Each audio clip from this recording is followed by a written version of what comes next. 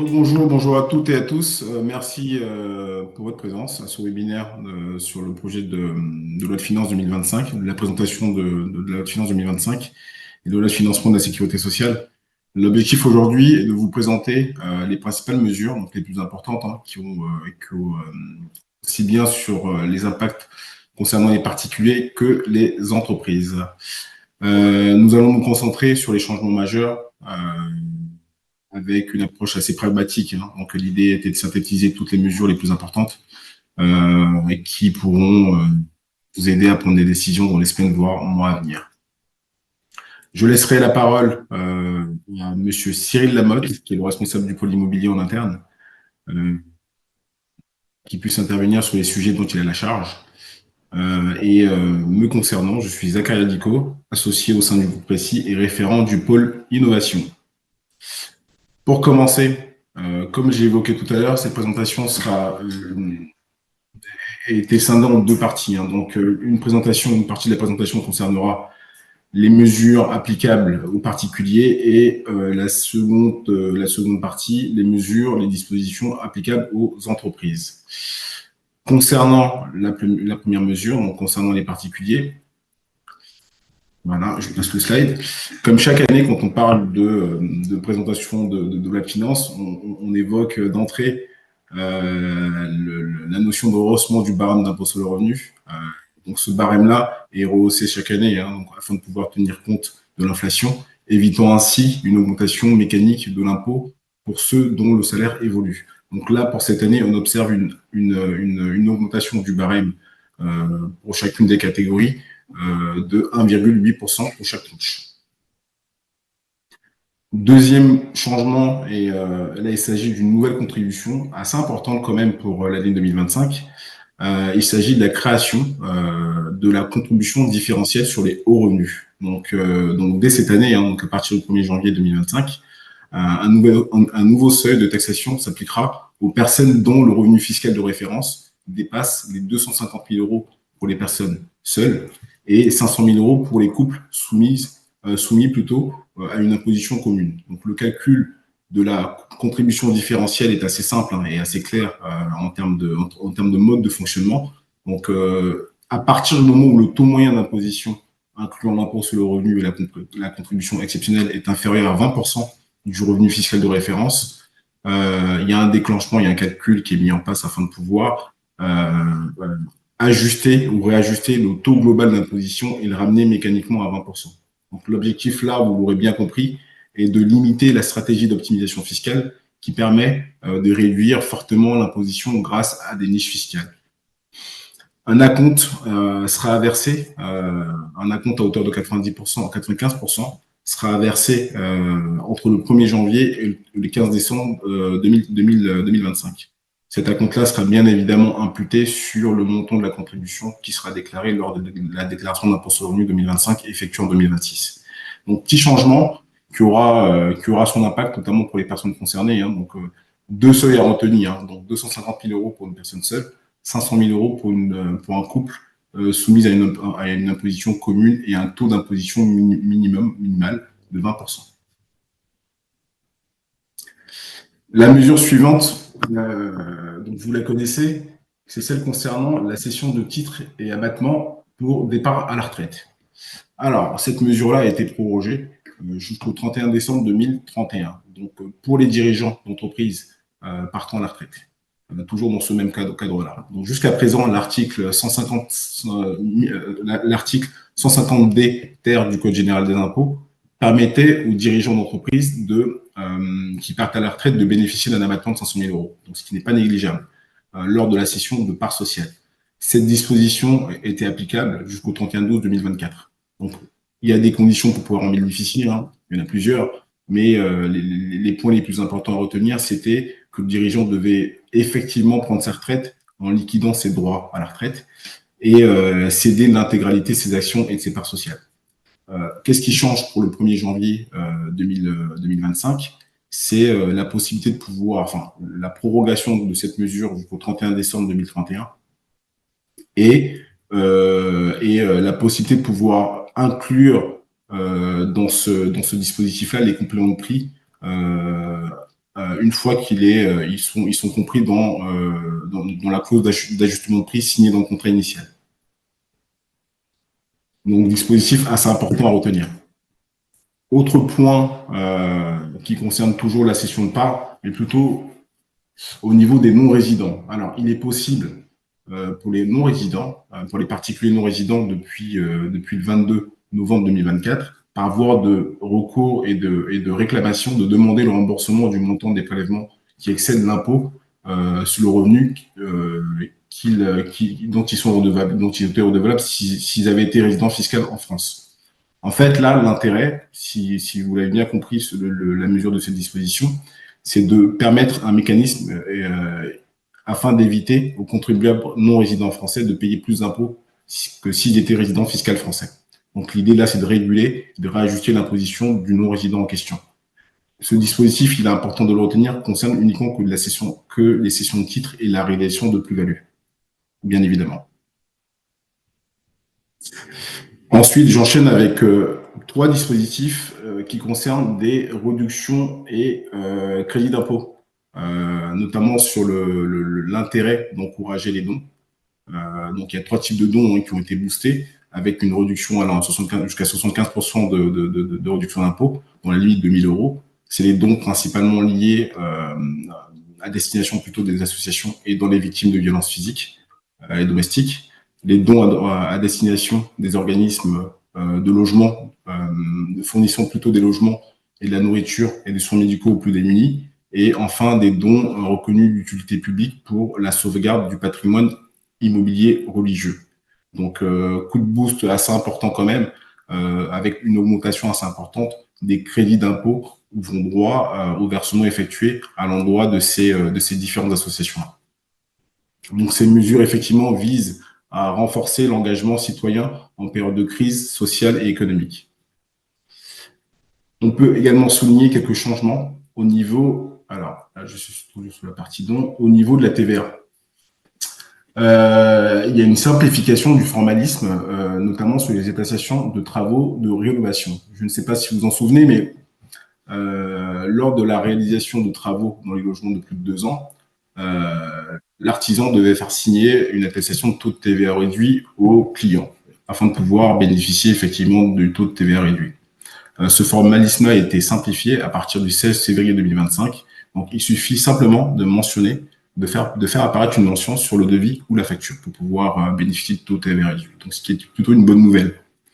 Autre point aussi, c'est le maintien du taux de TVA à 20% pour les chaudières et un taux de TVA applicable pour les équipements de production photovoltaïque. On comprend bien l'intérêt, à hauteur de 5,5%. Autre mesure nouvelle mesure et changement concernant les actifs numériques détenus à l'étranger. Donc, une nouvelle obligation déclarative pour les particuliers détenant des comptes d'investissement à l'étranger.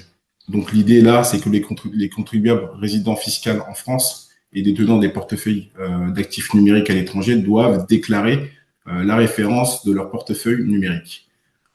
Ils doivent aussi remplir un formulaire qui est le 3916 bis qui est annexé à la déclaration d'impôt sur le revenu. Désormais, les déclarations et les sanctions applicables au portefeuille numérique sont similaires à celles liées à la déclaration d'un compte bancaire situé hors de France. Le non-respect de ces obligations-là vous expose bien évidemment à des pénalités, comme je pense que vous l'aurez bien compris là-dessus. Point important de la loi de finances 2025 concerne les exonérations de droits de mutation sur certains dons d'argent. Alors, la loi ici, la loi introduit un nouvel article, donc le 790A bis du Code général des impôts, qui prévoit une exonération de droits de mutation pour certains dons d'argent. Donc, qui peut donner et qui peut recevoir? Alors, le donateur, donc parents, grands-parents, arrière-grands-parents, peut donner de l'argent aux enfants, petits-enfants et arrière-petits-enfants. Et neveu ou nièce, avec une condition, entre guillemets, assez importante à retenir, en absence de descendance directe. Concernant le plafond, on peut observer un double plafond. Donc, un montant de 100 000 euros par donateur et par donataire, un montant de 300 000 euros par donataire si la somme est utilisée dans un délai de 6 mois pour l'achat d'un bien immobilier neuf ou en état futur d'achèvement. Donc, point important. Deuxième point, c'est si cette somme-là est utilisée pour des travaux de rénovation énergétique sur un logement affecté à une résidence principale. Ces conditions doivent scrupuleusement être respectées sous peine de se voir, entre guillemets, remettre en cause le bénéfice de ce dispositif. Autre condition à respecter, le logement mis en location ne doit pas être loué à destination d'un membre du foyer fiscal du donataire, ce qui me paraît logique. Et autre point aussi, c'est que toutes les pièces justificatives, notamment les dépenses liées aux travaux réalisés, doivent être gardées sous peine effectivement de perdre cette exonération-là. Concernant la période applicable à ce dispositif-là, donc cela concerne tous les dons d'argent effectués entre le 16 février 2025 et le 31/12/2026. Je vais maintenant laisser la parole à Cyril sur les mesures concernant la gestion du patrimoine immobilier et ensuite reprendre la parole et évoquer les principales mesures concernant les entreprises. Merci beaucoup, Zakaria. Bonjour à tous. Donc, effectivement, je vais faire une énumération un petit peu succincte des différentes dispositions qui sont liées à cette loi de finances 2025 et qui touchent à l'immobilier. Une évocation succincte puisque il y aura un Zoom qui sera organisé avec un focus un petit peu plus détaillé sur chacune de ces mesures le vendredi 11 avril prochain à 11h. Et bien évidemment, nous ne manquerons pas de vous inviter toutes et tous. Voilà. Donc, en tout cas, au sommaire de cette loi de finances 2025, il y a, on va dire, trois grandes catégories de mesures. Celles qui touchent aux locations nues, c'est-à-dire non meublées de biens immobiliers. Celles qui touchent aux locations meublées lorsqu'on parle d'habitation ou équipées lorsqu'on parle de locaux professionnels. Et bien évidemment, des mesures qui peuvent être plus ou moins communes aux deux activités. Voilà. Concernant les locations nues, la disposition la plus importante, c'est la fin du dispositif Pinel au 31 décembre 2024. Où il n'y a pas spécialement pour l'instant de remplacement. Les anciens dispositifs continuent bien sûr de vivre, mais les investissements éligibles au dispositif Pinel ne sont plus possibles depuis le 1er janvier dernier.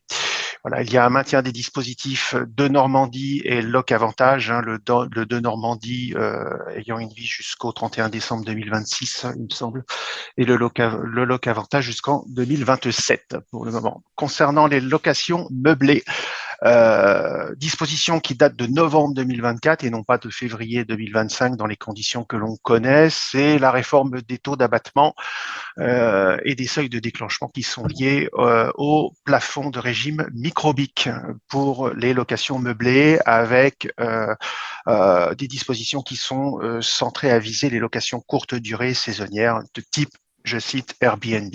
Voilà. À partir du 1er janvier 2025, donc en vigueur pour les revenus 2024, la suppression de l'avantage fiscal de déduction des 2/3 de frais de comptabilité et d'adhésion à un centre de gestion agréé, donc ce fameux article 199 du Code général des impôts, dont on annonçait la suppression depuis plusieurs années. Là, ça a été acté, ça a fait partie du véhicule des bonnes nouvelles qui ont accompagné cette loi de finances. Et enfin, autre mesure un petit peu phare, une modification allant dans le sens du durcissement des règles en matière d'assujettissement de TVA pour certaines activités de meublé, pour ne pas les citer, à nouveau les locations saisonnières où l'assimilation à une activité para-hôtelière est encore plus facile qu'elle ne pouvait l'être jusqu'alors. Voilà, nous en parlerons un peu plus en détail également. Et autre mesure phare, la réforme du calcul de la plus-value qui était un paradis fiscal en fin de compte sur le domaine de la location meublée, où on instaure un mécanisme de réintégration des amortissements dans le calcul de la plus-value, tout en sachant que cette plus-value continue de répondre aux règles de la plus-value des particuliers. On le développera également ci-après. Concernant les règles communes à toutes les activités en général et à l'immobilier en particulier, les taxes foncières continuent une certaine forme d'évolution pour se diriger vers une fiscalisation encore un peu plus défavorable chaque année, comme ça avait commencé depuis la réforme des valeurs locatives en 2013. Un renforcement continu, poursuite du renforcement des taxes sur les logements vacants avec des communes éligibles qui sont de plus en plus nombreuses et un maintien d'un dispositif MaPrimeRénov moyennant des baisses budgétaires, des allocations budgétaires d'environ 25%, donc certains aménagements qui vont être faits. Voilà, ben pour la suite, je vous donne rendez-vous avec plaisir le vendredi 11 avril prochain à 11 heures. Je vous remercie de votre attention. Merci Zacharia.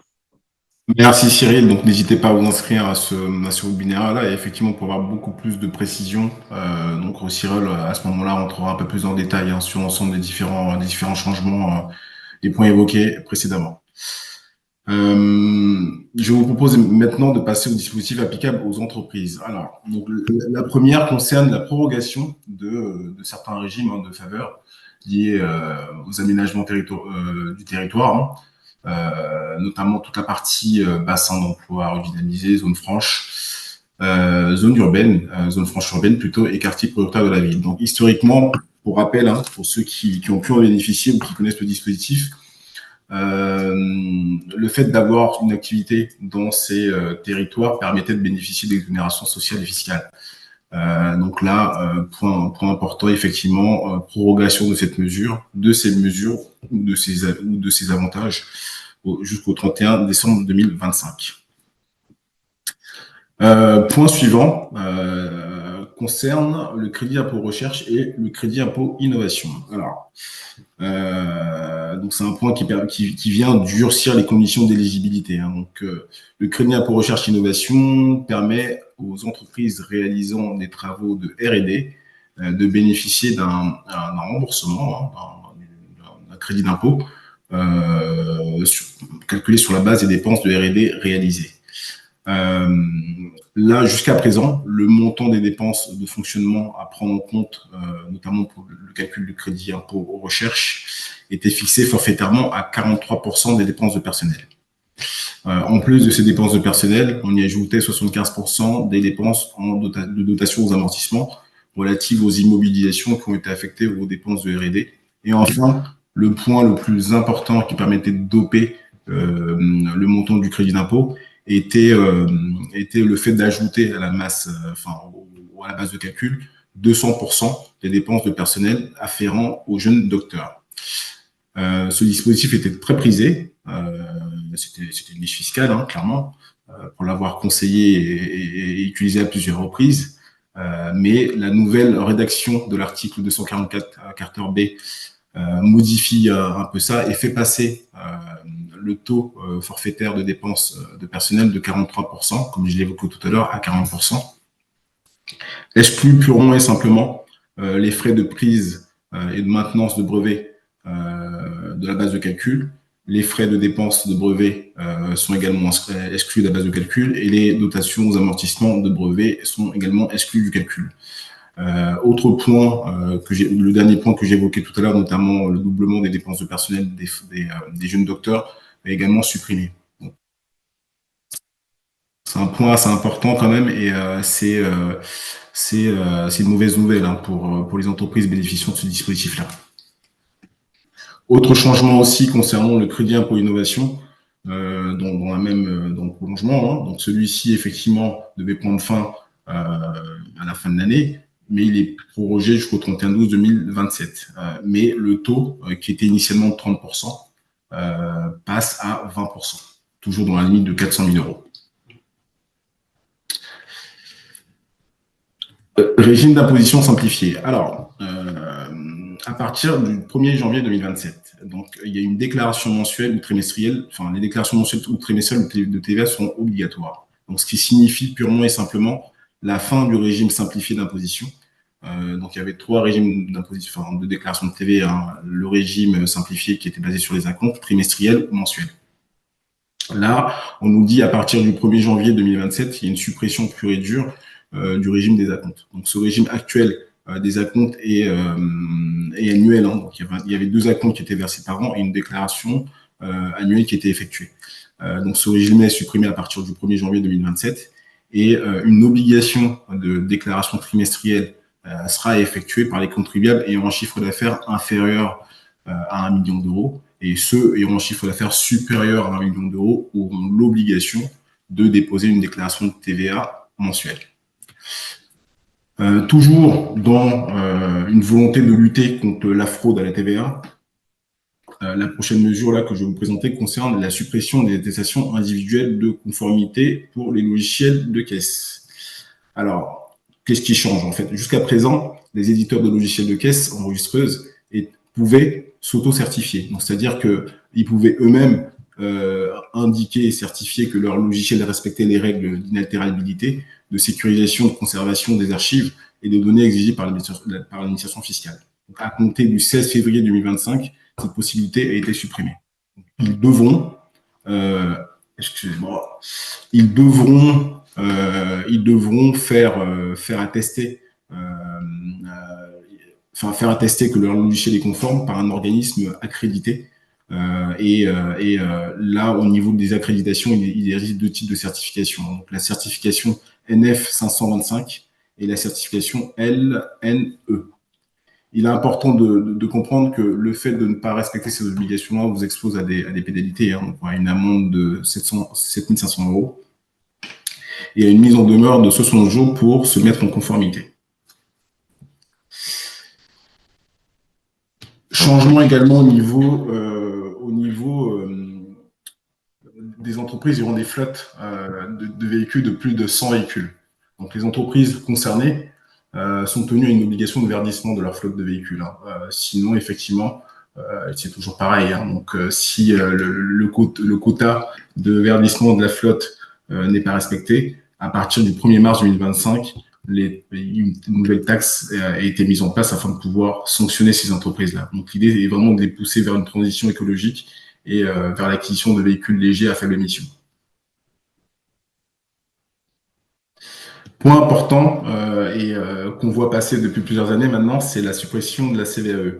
Malheureusement, celle-ci ne sera pas supprimée pour cette année. Donc, elle a été repoussée à décembre 2030. Et en plus de ça, c'est que pour 2025, la contribution est majorée d'une contribution complémentaire et qui correspond à 47,4% de la CVAE due en 2025. Donc, non seulement le report a été repoussé, mais effectivement, on vient alourdir le montant de ces contributions pour la période 2025. Je pense que ce sera pareil pour 2026. Nous allons maintenant passer aux mesures sociales. Donc, il y a eu quelques changements sur ces différents aspects-là. Donc, je vais commencer par la première mesure qui correspond à l'attribution d'actions gratuites. Alors, l'attribution d'actions gratuites désigne l'opération par laquelle une entreprise donne des actions à ses salariés ou à ses dirigeants et qui peut se définir, on peut l'assimiler comme une rémunération complémentaire visant à motiver ou à fidéliser ses salariés. Si l'attribution gratuite d'actions est exonérée de cotisations sociales, elle reste malheureusement soumise à contribution patronale spécifique qui est calculée sur la valeur de l'action donnée. Là, il a précisé qu'aujourd'hui, le taux de contribution patronale était de 20%. Il passe de 20% à 30% à compter du 1er mars 2025. Toujours concernant les mesures sociales, on revient sur une prorogation d'une mesure qui avait été mise en place il y a quelques temps maintenant concernant la monétisation des RTT. En effet, pour soutenir le pouvoir d'achat des salariés, un dispositif expérimental visant à monétiser les jours de réduction de temps de travail avait été instauré en 2022. Celui-ci permettait aux salariés qui étaient présents à temps plein ou à temps partiel de demander à l'employeur de racheter des jours de travail qui n'avaient pas été pris sur la période 2022-2025. Donc là, cette mesure-là, qui avait plutôt bien marché, est repoussée jusqu'au 31/12/2026.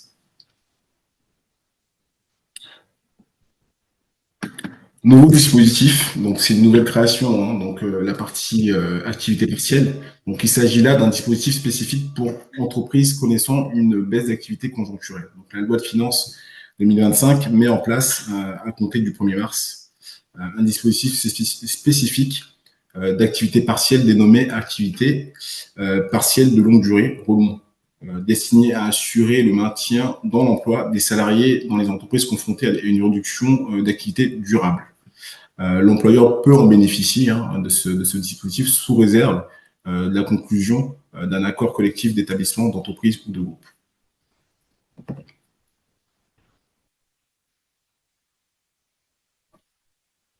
Faveur des entreprises, c'est concerne le statut de jeune entreprise innovante. Celui-ci permet aux entreprises toujours réalisant des travaux de R&D de bénéficier d'exonération de cotisations patronales en respectant, en fait, en ayant des travaux de R&D supérieurs à 15% de l'ensemble de leurs charges, de l'ensemble de leurs dépenses. Là, ce taux de 15% passe à 20%. Donc, on voit qu'effectivement, on continue de durcir les conditions d'éligibilité de l'ensemble des dispositifs en faveur des entreprises innovantes. Dernier, enfin pas dernier point, mais point concernant la partie sociale toujours, concerne le pourboire. Donc ce dispositif avait été lancé il y a quelques années, qui permettait en fait d'exonérer de cotisations sociales et ce dans certains secteurs d'activité, les pourboires qui étaient versés par les clients. Donc cette mesure prenait fin, a été censée prendre fin le 31/12/2024. Celle-ci est reconduite dans les mêmes conditions jusqu'au 31/12/2025. Alors, là, en modification des évaluations des avantages de nature, il s'agit d'un point très important. Donc, il y a eu un changement assez important. Donc, vous verrez les taux que je vais évoquer tout à l'heure, hein, pour la mise à disposition des véhicules aux salariés à partir du 1er février 2025. Donc, en gros, on nous explique que le fait de mettre à disposition un véhicule à son salarié, que le véhicule soit acheté ou loué, il y a une évolution mécanique du montant forfaitaire permettant de calculer les avantages en nature. Donc là, vous pourrez le voir, hein, donc pour les véhicules achetés, le montant est de moins de 5 ans, le taux forfaitaire à prendre en compte passe de 9 à 15%, et pour les véhicules de plus de 5 ans, de 6 à 10%. Si l'employeur prend en compte le carburant, le forfait en lui-même passe de 12 à 20%, idem pour les véhicules de plus de 5 ans, on passe de 9 points à 15 points. Donc c'est considérable hein, comme évolution. Idem pour les véhicules loués, où les taux, que vous pouvez voir là, sont assez conséquents quand même. Hein. Donc on passe d'un taux de prise en charge de base de calcul d'avantage de nature de 30 à 50%. Idem pour la partie prise en charge par l'employeur du carburant. Donc le taux de cotisation, enfin le taux de prise en charge forfaitaire, l'avantage de nature passe de 40% à 67%. Avant de effectivement mettre à disposition un véhicule à disposition de son salarié ou même à disposition du chef d'entreprise, effectivement, ce point-là est à prendre en considération parce que les impacts sont assez conséquents. Dernier dispositif, donc le dispositif concernant la mise en place obligatoire de partage de la valeur. Alors, ce dispositif-là concerne certaines boîtes, hein, donc dont l'effectif est compris entre 11 et 49 salariés, d'un secteur d'activité notamment qui exerce une activité sous forme de société plutôt, et dont le bénéfice net est égal à au moins 1% des recettes pendant 3 années consécutives. Il est important de préciser que le partage de la valeur prend plusieurs formes. Hein. Donc, les formes évoquées là, c'est sous forme d'accord de participation d'intéressement, de plan d'épargne salariale hein, et de versement de primes de la valeur. Donc, ces obligations-là s'appliquent à compter du 1er janvier les années, les exercices, entre guillemets, qui servent de base de référence pour le calcul, pour voir si les entreprises en question remplissent ces conditions, sont l'exercice 2022, 2023 et 2024 pour l'appréciation. Donc, pour cet aspect-là, n'hésitez pas à vous rapprocher de la gestionnaire de paye qui s'occupe de votre dossier afin de pouvoir en savoir un peu plus, en sachant que nous avons communiqué là-dessus il y a quelques semaines sur LinkedIn de mémoire. Donc n'hésitez vraiment pas hein, si vous avez besoin de quoi que ce soit ou d'informations complémentaires sur ce sujet-là. Nous allons maintenant passer à la phase de questions. Donc, je vous écoute, on vous écoute. Cyril aussi est à votre écoute, notamment sur les sujets immobiliers.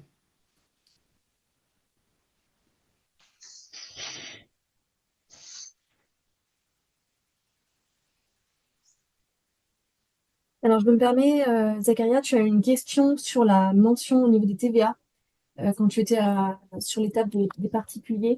la TVA à Oui, 10%, oui. la mention qu'il faut mettre en fait. Peut-être que tu peux revenir en arrière sur les slides concernés. C'était une demande de la part de GPM. Quelle est la mention Je reviens. pour la TVA à 10%? Je reviens. Concernant les entreprises, Peut-être que la personne qui j'ai pas l'a compris la marqué. phrase en fait. Oui, bonjour, euh, c'est Priscilla Foucault de société GPM. Oui, Et bonjour. effectivement, on est une société du bâtiment, on travaille de temps en temps avec des particuliers et donc on fait remplir l'attestation. Vous avez dit très clairement que ce serait plus nécessaire et qu'il suffirait pour les entreprises du bâtiment de faire apparaître une mention sur la facture. Ma question est, quelle est cette mention? On n'a pas de précision sur cette mention-là, donc dès que ce sera le cas, on reviendra vers vous. Donc là, effectivement, lors de la préparation de ce projet de loi de finances, il était indiqué dans les textes le fait de faire apparaître une mention sur le devis et sur la facture, sans préciser la forme de la mention. Donc une fois qu'on en saura plus, on reviendra vers vous en vous précisant exactement ce qu'il faut indiquer. D'accord. Et du coup, merci beaucoup. Mais vous avez dit que c'était applicable à partir de février, plus ou moins, si les dates sont Le 16 correctes. février. Le 16 février. C'est ça, 16 février. Donc là, on est déjà au mois de mars, fin mars, début Je, avril. Quid je des sais. factures et devis qui auront lieu entre février et la mention? On remplit Et, l'attestation?